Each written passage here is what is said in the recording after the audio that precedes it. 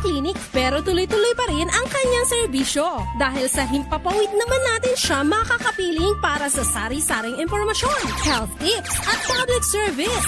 Kaya makinig na dahil si Doc Tito Rejano na. Magandang umaga po sa inyong lahat. Ako po si Dr. Tito Rejano, tubong Santa Cruzin, purong Marinduqueño at certified ngani bayaman din ay ang nag-aanyaya sa inyo na makinig at manood sa ating programang Doc Tito Rejano na.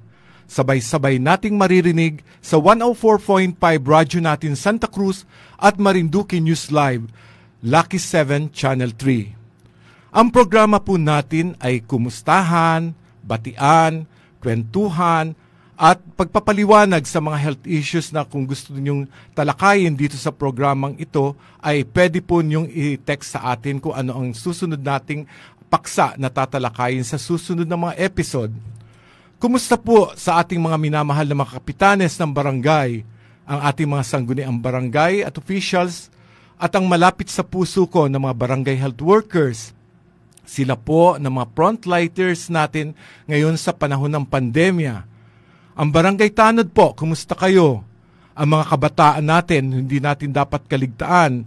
Kumusta na ang inyong mga online learning? Ma-maximize niyo ba ang inyong wifi at internet learning sa ating new normal? Sa ating po mga senior citizen, baka po nakalimutan natin ang ating mga maintenance. Importante pong huwag natin kakalimutan at baka po mamaya ay ang ating mga blood pressure o ang diabetes ay magtaas baba. Ay kailangan po'y tuloy-tuloy yan. Kaya nga po tinatawag nating maintenance. Baka po sa mga susunod nating episode, talakayin natin ang tungkol sa hypertension at sa mga taong may member ng media, yung pong may diabetes. At kumusta rin po ang ating mga person with disability, mga PWD natin. Sana po wala tayong problema, parating naka-smile. Sa mga tricycle drivers, sana po may kita tayo ngayong Sabado at especially ang ating mga market vendors. Araw ng palengke ngayon, so sana ay maging masaya tayo, parating nakangiti para sa ating mga suki. At sa inyo pong lahat na nakatutok sa pakikinig dito sa programang Doc Tito Rejano na. Sa kadahilanan po na simula ngayong araw ay mapapakinggan na tayo hindi lamang dito sa bayan ng Santa Cruz at Torrijos, kasama na ngayon ang Buwak, Mugpog at Gasan, kaya ako po'y magapakilala muna sa inyong lahat. Baka po may magsabi, sino ba gayan si Dr. Tito ay nga ni, hindi ko kilala yan, ay di ako po ay magapakilala sa inyo na ako po ay si Doc Tito Rejano. Ipinanganak po ako dito sa Santa Cruz at ako po ay lumaki, nag-aral diyan sa Gabaldon, na lumipat sa South Central, nagtapos ng high school sa SCI sa Santa Cruz Institute at 10 taon po akong nawala dito sa lalawigan ng Marinduque sapagkat ako po'y nag-aral. Pagkatapos po ng 10 taon at ako po'y nakapasa sa medical board exam, ako po ay pumunta na dito sa Santa Cruz District Hospital. Kasi po nakiusap ang aking ama na municipal health officer ng bayan ng Santa Cruz noong time na yon na kung pwede raw ako ay magserbisyo na sa aking mga kababayan. Kaya nga po noon tinanggap ko ang aking posisyon bilang medical officer noon sa Santa Cruz District Hospital at since noon po ay maraming kailangang operahan ay ako po ay pinadala ng Department of Health upang mag-training ng anesthesiologist sa Jose Reyes Medical Center. At pagbalik ko po dito, ay tuloy-tuloy na po ang aming surgical operation dito sa pamumuno po ng dating Chief of Hospital. Kilala po siguro ninyo yun, si Dr. Efren Labay Sr., Dr. Onesto Marquez. Sila po ang team namin na nag-oopera lahat ng mga emergency dyan sa hospital.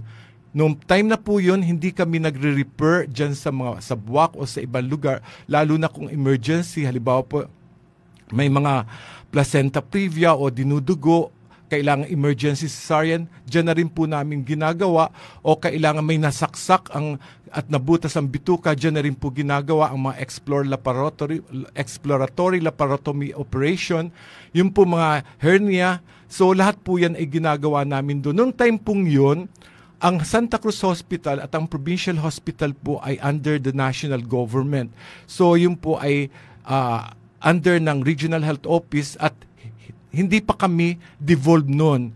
Ngayon po kasi ay nag-undergo na ng devolution at ang hospital po ay under na ng local government unit ng probinsya ng Marinduque. So yun po, pagkatapos po noon ay lumipat po ako sa Municipal Health Office ng ating bayan ng Santa Cruz. Sina Dr. Labay at Dr. Marquez naman ay naging Provincial Health Officer. Dito po sa Municipal Health Office ng ating Santa Cruz, ako po ay nagserbisyo dyan sa loob almost ng 20 years at ang ating pong serbisyo dyan ay napaganda natin at mayroon po tayong tinatawag na 4+1, yung po sa PhilHealth Accreditation. Yung isa po dyan yung tinatawag nating outpatient package.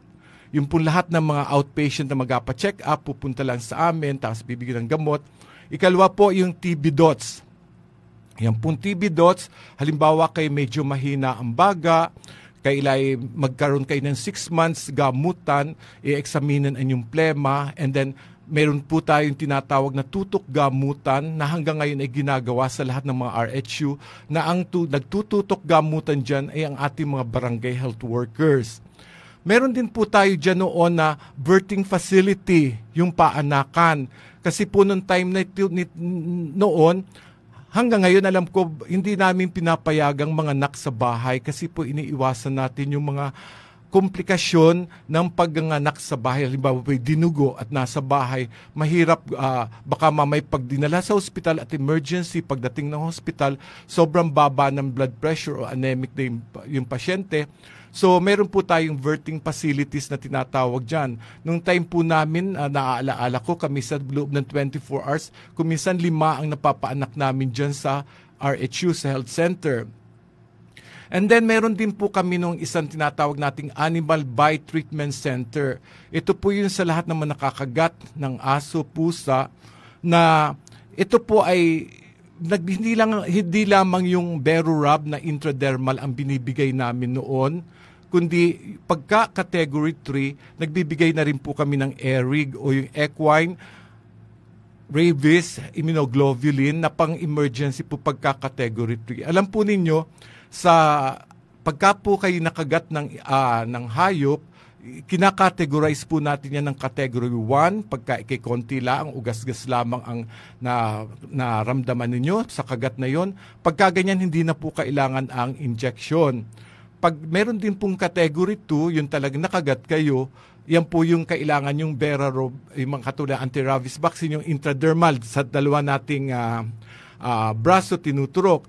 And then yung pong pinakang mahirap dyan ay yung pag tayo kinagat ng aso, pusa ay sa mukha o di kaya ay sa gulugod o di kaya sa ulo, tapos malalim ang sugat, yan po ay tinatawag na nating category 3. Hindi po basta-basta yan. Yan po, nung wala kaming Animal Bite Treatment Center, pinapadala pa namin sa San Lazaro o sa RITM. Pero since nagre-request po kami sa Regional Health Office, pinapadalhan po kami ng gamot, mayroon kami noon na binibigay dyan na yun po ay, halimbawa kinagat ka po sa mukha, dun ituturok yung ERIG, and then yung natitira, dun sa may hita na po ituturok. Yun po yung ERIG na sinasabi sa category 3. So baka po sa next episode natin, i-discuss po natin lahat-lahat yan, hindi lang po tungkol sa COVID ang ating pag-uusapan. Kaya nga po dito sa Municipal Health Office po natin noon sa health center ay talaga pong serbisyo publiko po ang aking iniaalay. Sabi nga po, service to humanity is the best work of life. Yan po ay ang serbisyo daw natin sa ating kagababayan, ang pinakamahalagang gawain natin dito sa ating buhay. Yan po ay sa JC Creed namin. Sa kaalaman po ng lahat, ako po ay hindi lang sa panggagamot, kundi naging miyembro din po ako ng isang non-government organization, yung Junior Chamber of the Philippines. Ito po ay Youth Leadership Training Organization. Lahat po ng member dito ay nag-undergo ng mga training, seminar on how to be a good leader. Yan po sa Junior Chamber. Ako po ay naging pangulo ng Marinduque Morion JCs. At ang aming pong charter president dyan ay si Attorney Andy Palumares, dati po nating provincial assessor, asawa po ng ating lovely and charming Tita Irene Semilia Palumares ng Gasan. Hi po.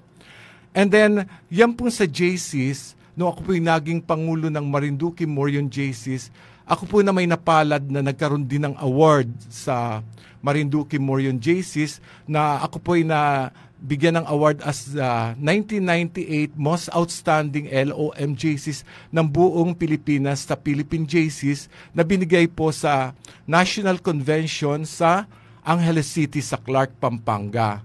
And then meron din po kaming tinatawag na ASPAC, Asia Pacific Conference, at ako naman po ina-award din dun ng 1998 Most Outstanding LOM President ng Asia Pacific Conference na binigay naman ay sa Macau. So, yan po yung mga naging ko po sa JCs. At isa pa po, noong 1999, ay ako po yung naging Conference Director ng Southern Luzon Area Conference. Nung time pong yun, ako po yung National Vice President ng Southern Tagalog East at ang National President namin ay ang dati nating National Senator J.V. Ejercito. Alam po ba ninyo na dito natin ginanap sa Santa Cruz yung kauna-unahang Southern Luzon Area Conference? Panahon po yun ng Vice Governor pa yung aking katapatid, si Dr. Chody Rejano. Nakipagtulungan po ako sa kanya. So na-accommodate po namin yung 500 delegates na pumunta dito sa Santa Cruz, Marinduque. And so far, naging matagumpay naman po yung aming Southern Luzon Area Conference na dinaluhan ng maraming delegates from other provinces. Pinagmamalaki ko po yung ating mga lugar dito sa Marinduque. Kaya nga po, yan ay isa sa mga naging accomplishment ko at nung pong sa bilang naman pong manggagamot nito pong 2019 and 2020, ako po ay nagpapasalamat sa Philippine Medical Association at ako po ay binigyan ng award bilang one of the most outstanding physician of the Philippine Medical Association. So yan po yung aking maikling kwento tungkol sa aking buhay para makilala naman po ninyo kung sino ako na sa loob ng ilang taon ang aking pong buhay ay nakalaan talaga sa serbisyo publiko kasi po yan ang aking sinumpaang tungkulin bilang isang manggagamot at bilang isang citizen at ng ating lalawigan. Ngayon naman po ay noong nagdaang dalawang Sabado po ay napag-usapan natin ang tungkol sa buhay pandemya. Di po baga dito sa Santa Cruz at turis ang nakikinig po noon ay tatalakayin ko lang po ng konti ang ilang nabanggit ko po noon na ano ba yung mga masamang nangyari sa atin sa masamang panaginip na ito na nagsimula nung March 2020 hanggang sa ngayon, almost 1 year and 8 months na. Akala ko po nun, sabi na may lockdown daw. Akala ko yung COVID virus na yan, 3 buwan lamang. Katulad po nung time noon na ako'y MHO pa na ang SARS at saka po yung Ebola virus. Sabi ay meron darating noon pero na-control po agad ng DOH nung time na yon. Kaya after 2 months, hindi na lumaganap dito sa ating bansa. So, ito po naman sa atin, wala na po tayong magagawa, nandito na po tayo sa ating problema ng pandemya. Ano po ba yung mga nakita nating masamang epekto nito sa atin? Nakwento ko na po ito nung nagdaang Sabado. Sabi natin, maraming namamatay. Opo, marami tayong namatay ng mga kababayan na iba ay kuminsan nakakalungkot. Yung halibay mag-asawa, magkasunod sila na namatay. Namatay yung lalaki halimbawa ng 1 linggo, sumunod ngayon yung babae. And then, pamilya pa. Hindi natin inaasahan ang mga ganitong pagkakataon. Pero nandyan na po yan sa ating buhay ang COVID virus na yan. Maraming nagkasakit din po na ang pagkakasakit natin sa COVID ay hindi basta-basta. Mabuti kung mild o asymptomatic lang at hindi na kailangan gamutin. Pero pagka severe pneumonia na kailangan ng mahospital, 100,000 na ang kailangan natin at saka pagka talagang kailangan pang ma-ICU o matubo, yung pong inatawag na intubation, ay milyon na po ang usapan natin. Mabuti kung milyon na nga ang nagastos mo na intubate na, ay buhay na lalabas yung ating mahal sa buhay. Pero ang nangyayari, lalabas ay patay din tapos diretso sa cremation. So, abo na lang nababalik sa atin. Napakasakit ng nangyayaring yan po sa atin. Lalo't higit ng mga nagdaang buwan. Ngayon po, marami din ang nawalan ng trabaho. Maraming nagsara ang pabrika, ang restaurant. So, pahirap talaga sa kabuhayan ng bawat isa ang COVID. Marami ang nagkaroon ng depression. Yung po bagang nag-aisip na parating iniisip na baka ako'y magkaroon ng COVID, baka magkaroon yung aking pamilya, paano na kaya kami ngayon, paano na kami walang hanap buhay, walang kita. So, yan po yung isa natin at saka yung mga anxiety, high blood, yan po ay nakukuha sa sobrang pag-iisip. Kaya nga po nauso dyan yung mga salita nating mga ayuda ngayon, parating may ayuda na ako po'y nakatanggap din ng ayuda. Nung panahong yun, ang natanggap ko po ay 2 kilong bigas, 2 sardinas at saka po 2 may 1 kilo pong Mickey ang natanggap ko dito sa amin sa Barangay Banahaw. So, yan po ay yung mga kasaysayan natin itong hindi pa naman natin masasabing kasaysayan kasi hanggang ngayon ay nararanasan pa rin po natin hanggang ngayon. Ngayon naman po yung mga nasabi natin sa mabuti, ano naman, siyempre kahit po masama nating panag-inip ito, bibilangin din natin yung mga blessings natin, count your blessings. Ika nga, kahit mayroon tayong mga bad dreams about this buhay pandemya. Una po, nakita ko parang mas lumalim ang ating pananampalataya sa Diyos. Di po baga marami ang nagdarasal na ngayon. Parating inaasa natin ang buhay sa Diyos dahil tayo ay hindi natin alam ang mangyayari sa atin. Baka bukas mahawa tayo o anong mangyari sa atin. Ikalawa po, yung family bonding, di po ba naging closer ang ating family kasi parati tayong stay at home, nandun lang sa ating bahay, nagkukwentuhan, so bawal lumabas. So yan po ay isa rin sa tingin ko ay blessings na rin sa panahong ito ng pandemic. Ikatlo ay yung parang nawili po tayo sa pagkain, hindi po baga. So nasa bahay, so mag-aisip, ano kaya ang magandang lutuin? So magaluto ng masasarap na pagkain. So lahat tayo kakain sa loob ng bahay, nagsasalo-salo ang pamilya, kain ng kain hanggang nakita natin na lang na biglang, bumigat pala ako ng 10 kilo. Bakit kaya? Kasi wala tayong exercise. Hindi nagasumba, hindi rin nagajogging at bawal lumabas. Gawa nga ang ECQ, MECQ nga.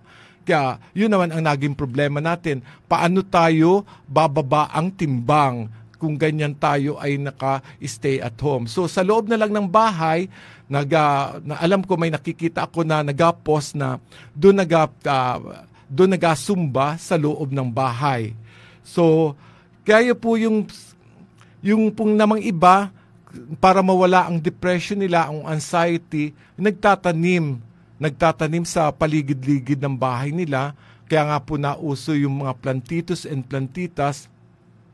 Kahapon po nandun ako sa Antipolo, Sagasa. Nakita ko yung gaganda ng mga plantitos and plantitas, ang gaganda ng mga bulaklak nun. Hindi ko lang alam kung anong mga pangalan. Pero alam ko, yung dati nating hindi pinapansin ng mga tanim, ay may mga bago ng pangalan ngayon. Katulad nga po na nabanggit ko noon, yung dugong Diyos pala noon, ay ngayon ay ang tawag na natin Mayana. Meron pang magagaling na hindi ko na alam kung ano ang mga tawag, pero mahal daw yon, mahal yung mga plantitas na yan. So, yan po ay isa rin sa stress reliever natin, yung pagtatanim, pagluluto, at isa pa po sa nakita nating blessings nitong buhay pandemya, naka-cover po tayo ng magagandang tanawin. Tingnan po ninyo, yung dating hindi natin napansing lugar dito sa Marinduque, yung Mount Baliis dyan sa Buwak, Yung may sea of clouds, dati lampas-lampasan laang natin, pero wag ka. Ngayon, ang daming turista na ang pumupunta ngayon doon kasi nakita nilang maganda sa mga pag-pictures, sa Instagram. So, yung mga ganyang bagay ay nakikita natin na mahalaga rin lalo't higit kung ating pag-uusapan ang turismo dito sa ating bayan at sa ating lalawigan ng Marinduque.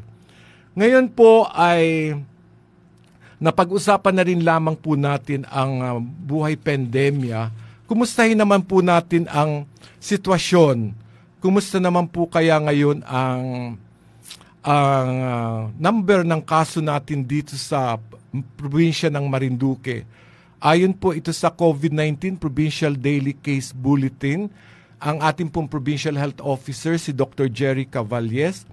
Ang so far daw po, noong October 22, kahapon, ang total active cases po natin 190. Pagkatapos, ang distribution by municipality ay sa Buwak ay 6 na po, Sagasan ay 59, sa Torrijos ay 23, Buena Vista ay 21, Mogpog 18, Santa Cruz ay 9. Aba, salamat, at Santa Cruz ay 9. Ang total po natin ay 190. Kung mapapansin po nyo nung araw, ang Santa Cruz, lalo nung nagkaroon tayo ng Delta variants dito nung August ba yun, na ang dami po nating kaso dito kasi ang Delta variants pala ay 6 na beses na mas contagious kesa sa ordinaryong COVID. Kaya kung ikaw ay nakahawa ng 2 sa ordinaryong COVID dito sa Delta variants, 6 agad at padoble ng padoble. Nangyari po yan dito sa Santa Cruz. At ang record po ng Santa Cruz so far sa Delta ay 31. Dami po natin noon. Pero ngayon, kaya nga po noon, napapansin ko noon, sasabihin sa mga checkpoint, pag galing Santa Cruz, pupunta ng Buwak, aba, stricto sila. Huwag kayong pupunta ng Buwak, mga taga Santa Cruz, baka may dala kayong Delta variants. So, hindi nga po tayo pumupunta ng Buwak para hindi tayo manghawa pa doon.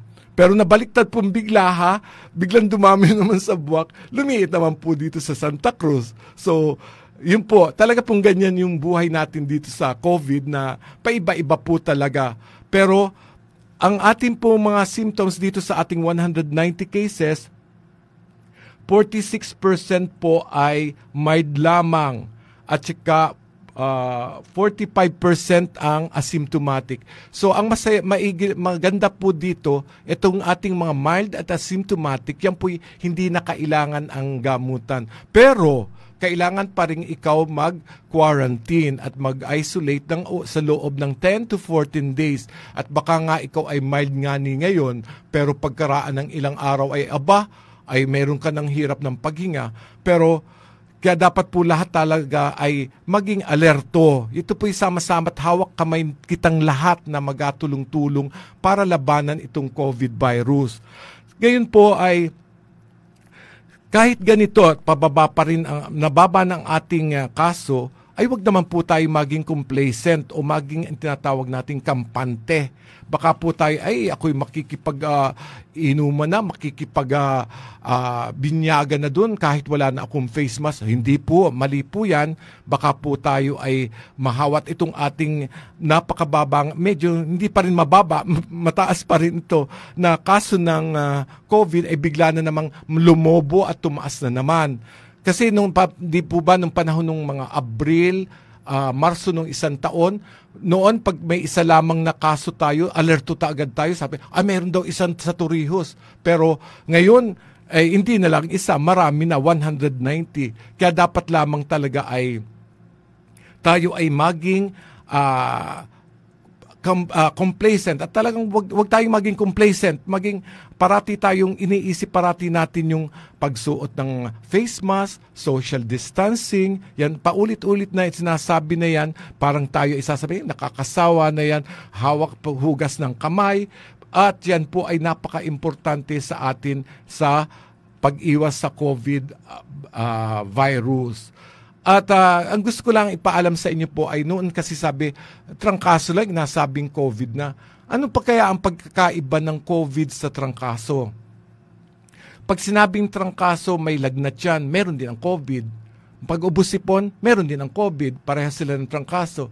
Masasakit ang katawan, pareho lang sila. COVID at trangkaso, pareho lang sila.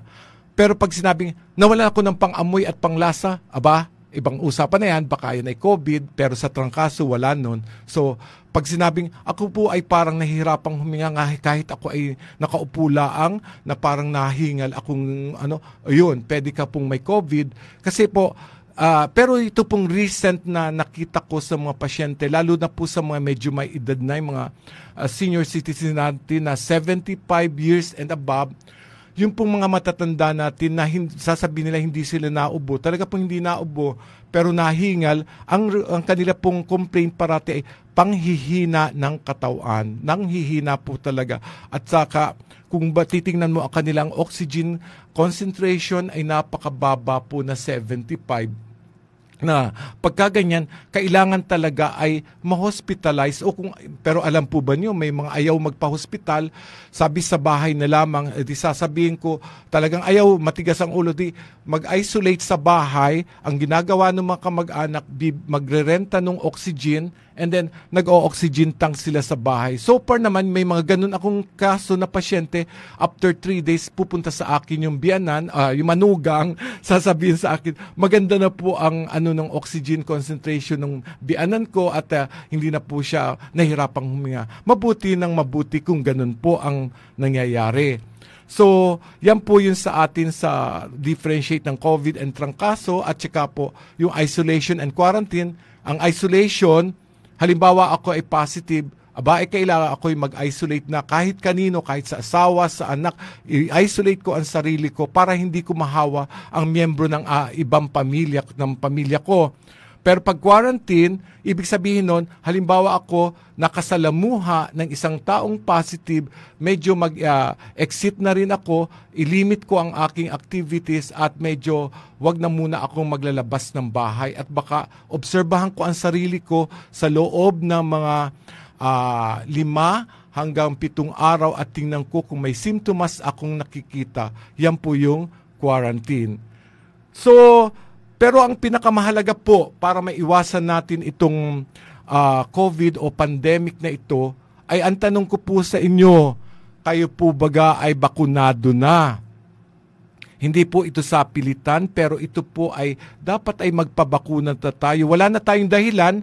Nandiyan na lahat, may Sinovac, may AstraZeneca, meron na tayong J&J, meron na tayong, meron dumating dito sa RHU na nakita ko sa Santa Cruz na Pfizer, Moderna. So ano pa ang dahilan para hindi tayo magpabakuna? So nandiyan na po para kung meron pa pong simptomas na masabing side effect, yun po ay talagang normal lamang na side effect sa mga nagpapabakuna. Yung sasabihin masakit ang aking braso pagka turok ng bakuna, normal po yan. Yung isa parang ako'y nanghihina, hayaan po ninyo, lilipas po yan after mga 2 to 3 days. So, ang kailangan po natin talaga sa ngayon ay magpabakuna na po tayo.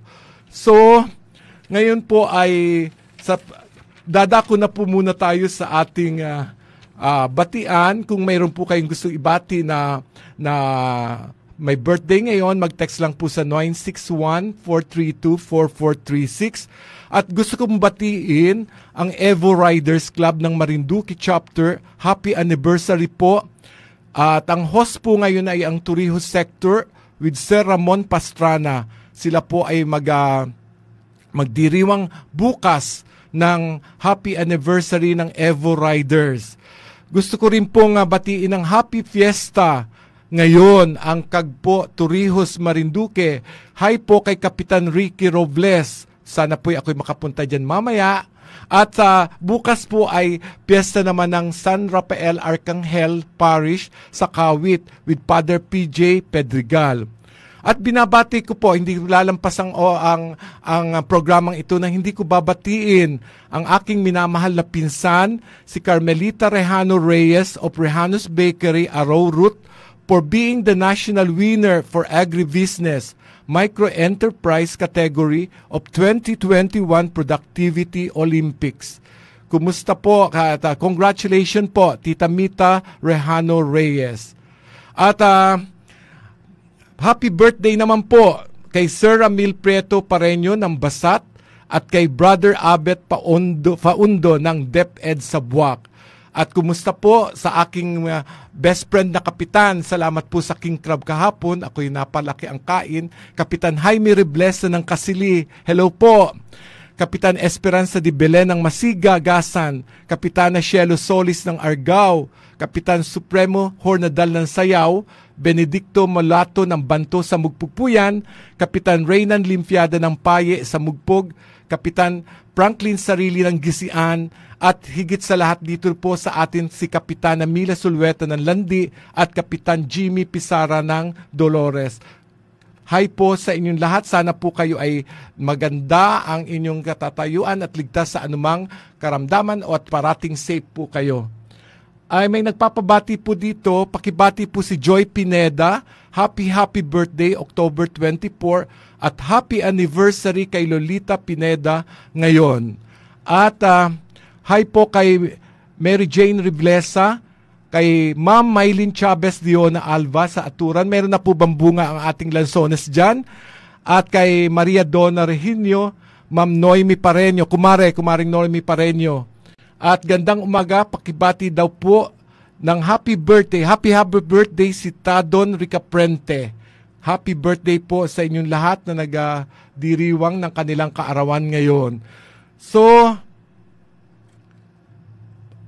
pakibati po ang mga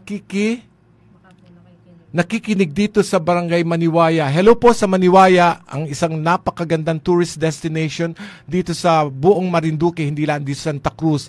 Baka po sa next episode ay tatalakayin ko naman ang Marinduque Tourism. Lahat ng mga tourist destination dito sa Marinduque ay na aking pinagmamalaki, ay aking tatalakayin at nagpapasalamat ako sa Dream Travel and Tour, si Sir Nelson and Ma'am Susan Nase, sa Provincial Tourism natin, si Jerry Hamilia at si Tita Mita Rejano Reyes. Sila po ang nag-aasikaso ng ating tourism dito sa Marinduque. Good morning po sa iyo, Doc Tito, from Sir Joseph Computer Center ng Barangay Pag-asa. At pakibati po ang Rehanos Angel, Eden, Catherine at Mary Joy. So, sana po at saka po hello sa aking mga managers dyan, Engineer Loperio Florido and Engineer Jun Ray, mga joggers po yan ng atin dito sa Santa Cruz. Kumusta po mga manager ko? Hello po at so sana po ay sa susunod na Sabado ay magkita-kita po tayong muli at pakibati po si Marisa, Kim at Raquel ng Anshley Jones Food House.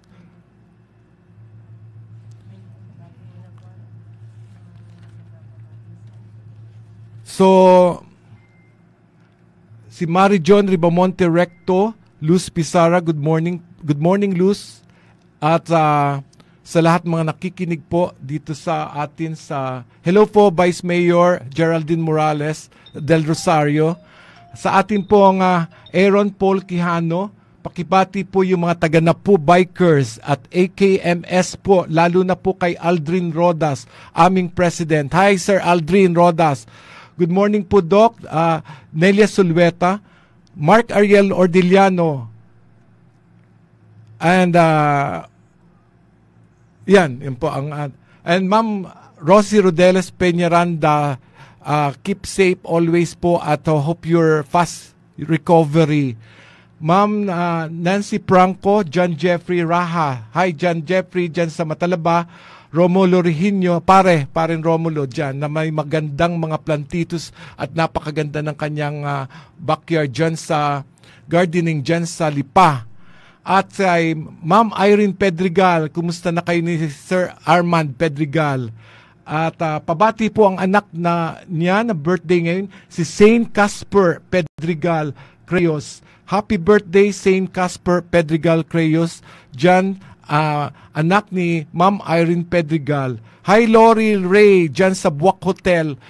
Ang sarap na lang pagkain dyan sa Buwak Hotel. Pag pumupunta ako, inaasikaso ako parati ni Lori Ray dyan. At Maria Victoria Cabillos, Ma'am, kumusta po? And Josie Masilisa, tanong ko lang po, sige po, at sagutin ko na lang po yung tatanong nyo mamaya sa messenger kung anong gamot sa humihingal kahit hindi daw po pagod. Ma'am Lolita Portela, kumusta na po kayo? Asawa ng isang jogger na si Boy Portela. At good morning po, binabati ko po ang apo ko na si Clay Allen Dumaran, Peña Verde, sa Manlumod. Ang kanyang mga maguling si Ronely at Rose at ang aking mga balai at sa mga tagarini sa Mumpong from Josie Peña Verde. So, kung wala na po na pagbati pa, ay ako po'y nagpapasalamat sa inyong lahat, sa inyong pakikinig. Meron pa.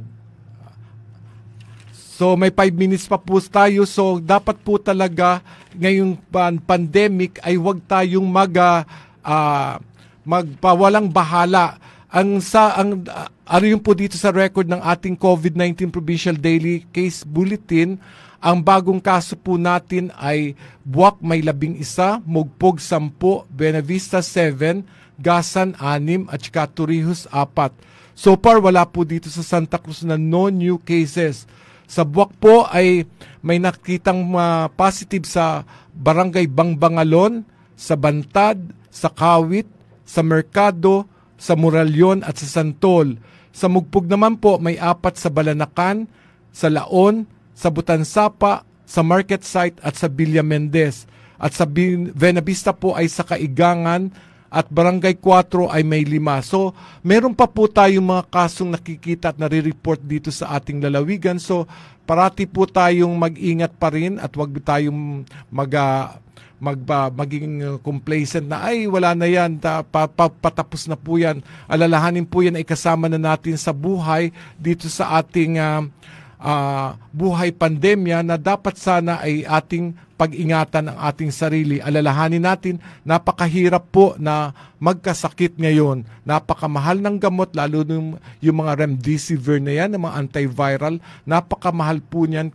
Sakit sa ulo, sakit sa bulsa.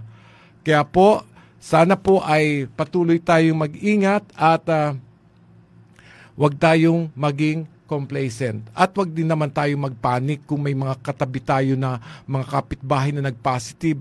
Mayroon nga minsan, kuwento ko uli, may nag-text sa message sa akin, Dok, paano po kaya yun? Bukas ang bintana nung kapitbahay ko na may namatay ng COVID. Ay sabi ko, anong problema doon? Ay baka po yung hangin ay pumunta sa amin. Wala po yun.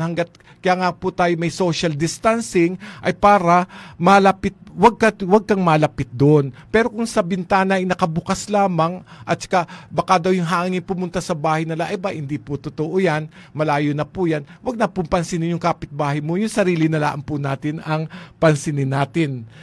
So, pwede po ba ang...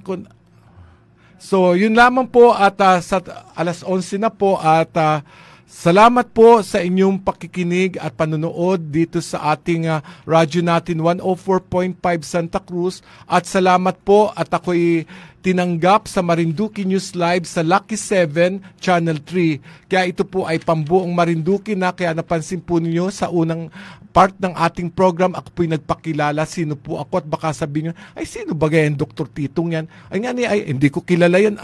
Kaya po ako'y nagpakilala sa inyo para malaman po ninyo na ako po si Doc Tito Rejano, ang inyo pong abang lingkod na nandito parati, walang iwanan at nandito para sa inyong lahat at hindi ko rin naman kayo iiwanan. Hanggang sa Sabado pong muli, let's all pray for COVID-free Marinduque. Doc Tito Rejano na, God bless everyone. Doc Tito Rejano na! Alas 10 na ng umaga, Doc Tito Rejano na! Break time muna sa kanyang clinic pero tuloy-tuloy pa rin ang kanyang serbisyo.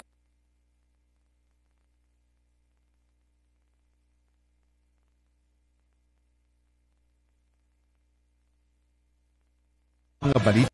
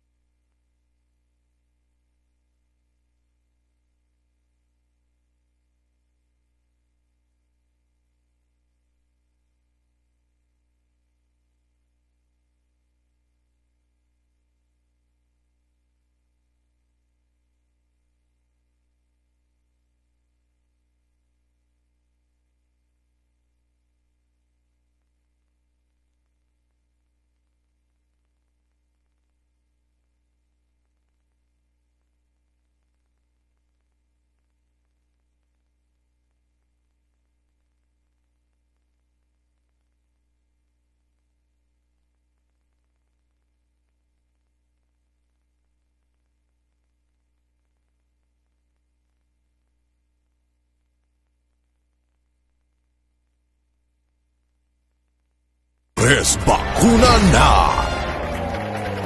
At may kasangga na ang ilang bida ng ating bayan. And I feel good. It's a big boost for us. I feel relieved. Tagal nating inantay to, so why hesitate now? I feel very happy that we can finally start to put an end to this pandemic. Res Bakuna, kasangga ng bida. Sama-sama tayo sa Bida Vaccination. Lolo, Lola, 1 taon na tayong nahiwalay dahil sa quarantine. Miss na po namin kayo. At ang inyong masasarap na luto at pag-aalaga. May bakuna na raw po sa COVID-19. Kunin niyo po Kapag nabakunahan na ang lahat, makakapiling na muli namin kayo. Kung ikaw ay edad 60 pataas o may iba pang karamdaman, magparehistro na para sa Res Bakuna kontra COVID-19.